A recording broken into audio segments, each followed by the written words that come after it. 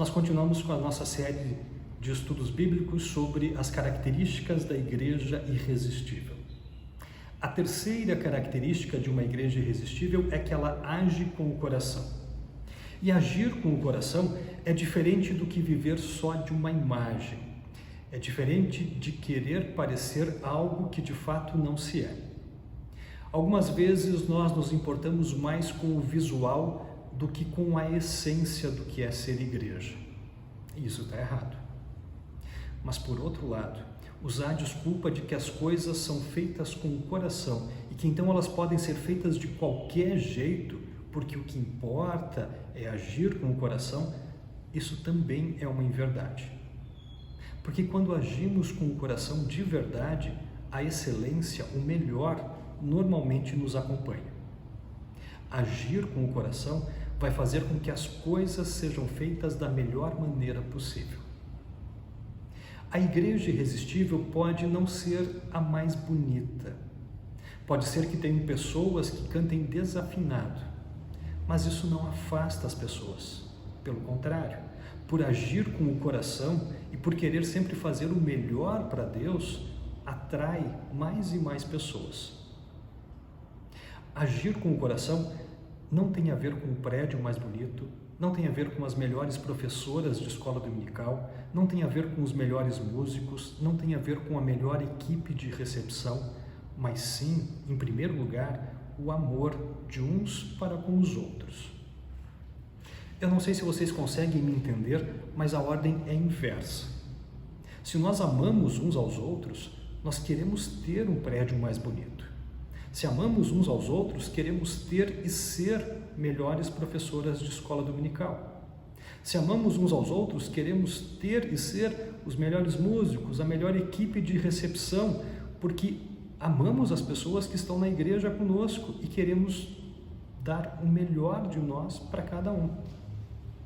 O amor também faz com que nós nos dediquemos e que saibamos perdoar as falhas que eventualmente acontecem.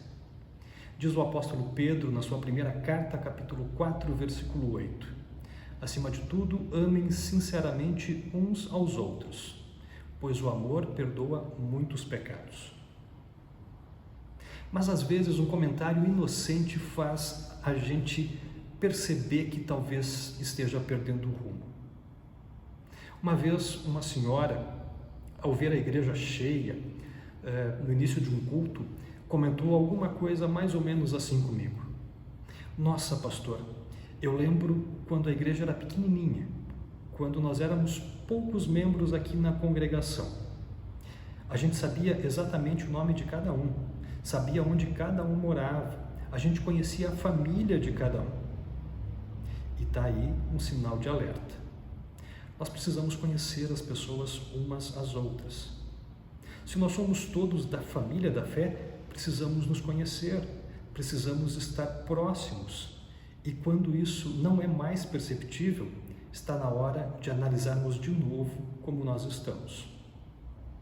O problema surge quando as atividades, e entendam, as atividades na igreja são criadas para serem boas para a igreja. Mas o problema surge quando as atividades da igreja engessam o nosso coração. Quando cumprir as atividades da igreja exige tanto do nosso tempo, do nosso preparo, da nossa vida, que o sentar e conversar, que o ouvir e aconselhar não tem mais lugar na nossa agenda tão cheia de atividades e de compromissos. Entenda uma coisa, só porque nós temos grupos de estudos bíblicos, grupos de mulheres, de homens, de casais, de jovens, de crianças e tudo mais, só porque nós temos tudo isso funcionando bem, isso não significa que automaticamente nós tenhamos verdadeira comunhão nas nossas igrejas. O fato de termos grupos de homens ou de mulheres não significa que só porque temos esses grupos, agora nós vamos ter melhores pais, melhores mães, melhores maridos, melhores esposas, melhores amigos, melhores líderes dentro da igreja. Nós precisamos fazer uma constante reavaliação de cada programação que temos nas nossas congregações. O bom é que a gente, como igreja, pare e se pergunte: por que nós fazemos isso? Com qual objetivo nós fazemos isso? Isso está funcionando? E aí, não ter medo de parar com alguma atividade se o objetivo dessa atividade se perdeu ao longo do tempo. Não podemos ter medo de fazer menos na igreja, se isso implicar na conta de que nós fazemos menos, mas fazemos melhor e atingimos os objetivos com maior eficiência. Lembrem, nós todos somos a igreja. E tudo o que nos enriquece individualmente, enriquece o corpo de Cristo, a igreja. O contrário também é verdadeiro. O que nos diminui individualmente, também diminui a igreja toda. Lembram do que diz o apóstolo Paulo em 1 Coríntios capítulo 12, versículos 14 até 19? Ele fala assim: pois o corpo não é feito de uma só parte, mas de muitas. Se o pé disser, já que não sou mão, não sou do corpo, nem por isso deixa de ser do corpo. Se o ouvido disser, já que não sou o olho, não sou do corpo, nem por isso deixa de ser do corpo. Se o corpo todo fosse o olho, como poderíamos ouvir? E se o corpo todo fosse ouvido, como poderíamos cheirar? Assim, Deus colocou cada parte diferente do corpo conforme Ele quis. Se o corpo todo fosse uma parte só, não existiria corpo. De fato, existem muitas partes, mas um só corpo. Sempre que servimos com disposição de servir e não com má vontade, servimos a partir do melhor que temos e não do menor. Quando servimos por amor, nós vamos além e não nos poupamos. Se você não ocupa a posição de liderança na igreja, eu já disse isso antes, isso não importa. Você também pode ajudar a sua igreja a agir com o coração.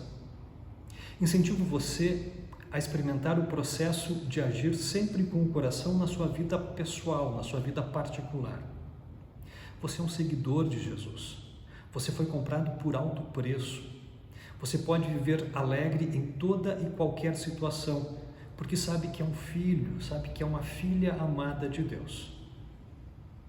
Isso exige esforço? Claro que sim. E sempre que algo exige esforço, as pessoas têm a tendência de não querer continuar. É só ver quantas pessoas tentam tocar um instrumento musical ou aprender uma nova língua e desistem, porque exige esforço. Mas imaginem só o que aconteceria se começássemos a viver como se a nossa vida dependesse disso.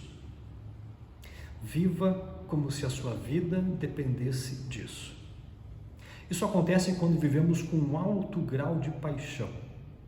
Isso acontece quando nos atiramos de cabeça, como a gente diz. Nós poderíamos mudar muita coisa se nós nos dedicássemos de verdade. Mas na maior parte do tempo nós não agimos assim. Pensamos que as programações da igreja vão fazer isso. Achamos que se uma banda melhor tocar, aí sim os cultos serão melhores. Esperamos que a palestra de algum pastor seja sensacional e que essa palestra mude tudo. Esperamos que, quando forem feitas lembrancinhas lindas para cada culto, aí sim as pessoas vão se envolver. A mudança precisa ser interna, não de fora, não dos outros. Viver como se a nossa vida dependesse disso significa viver com excelência sustentável. Não é abraçar o mundo e querer fazer todas as coisas, mas o que for fazer, seja o que for, fazer da melhor maneira que eu posso fazer. E não me contentar com nada que não seja o melhor que eu consigo fazer.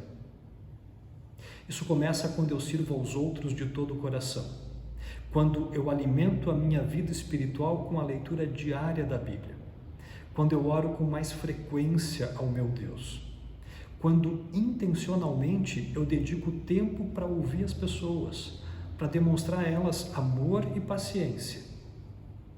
Quando nós agimos com o coração, nós nos tornamos irresistíveis como igreja.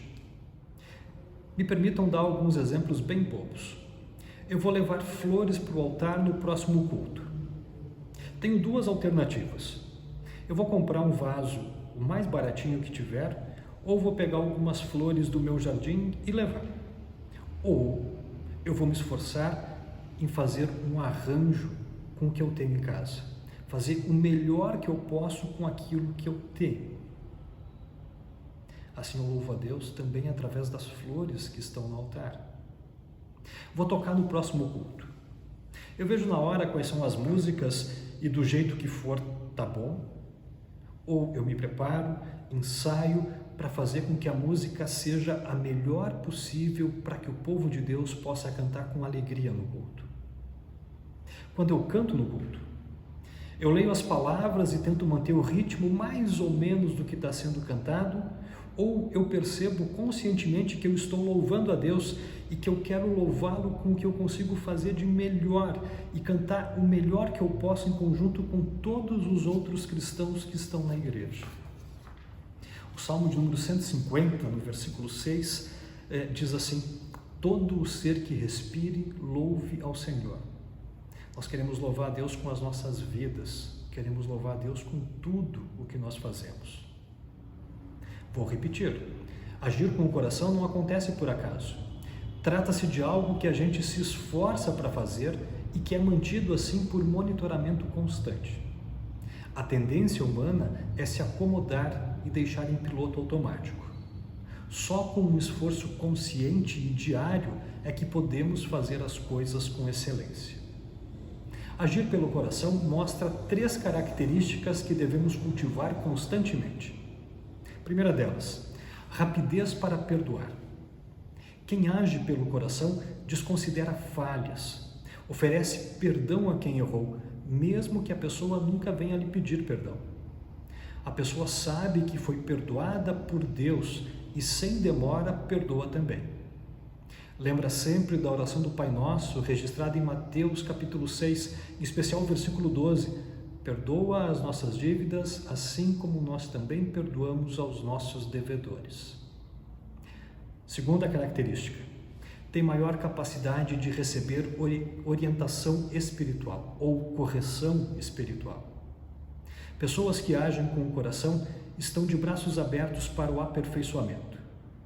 A correção e a melhoria resultante costumam acontecer de maneiras pequenas, várias e várias vezes. Provérbios capítulo 19, versículo 20 diz assim: ouça os conselhos e esteja pronto para aprender. É como dirigir numa estrada. Embora ela pareça ser reta, você não pode amarrar uma corda no volante e colocar um tijolo no acelerador e dormir.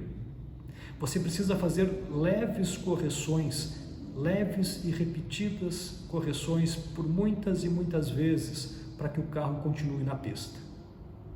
Quem age com o coração sabe disso e recebe correção com humildade. E a terceira característica, leva uma vida sem se revoltar. Pessoas que agem com o coração abrem mão dos seus planos pessoais em favor dos planos de Deus. Elas lembram do Salmo 37, versículo 4, em que Deus promete satisfazer os desejos do nosso coração. Mas elas vivem com o texto de Provérbios 16, 9 em mente. A pessoa faz os seus planos, mas quem dirige a sua vida é Deus, o Senhor.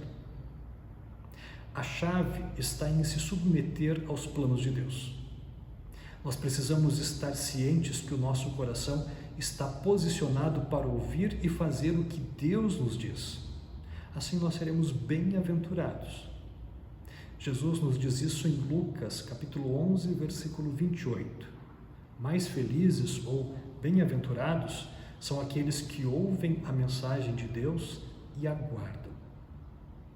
Que nós vivamos com o coração fazendo sempre o melhor que nós podemos ao nosso Deus. Abençoado estudo.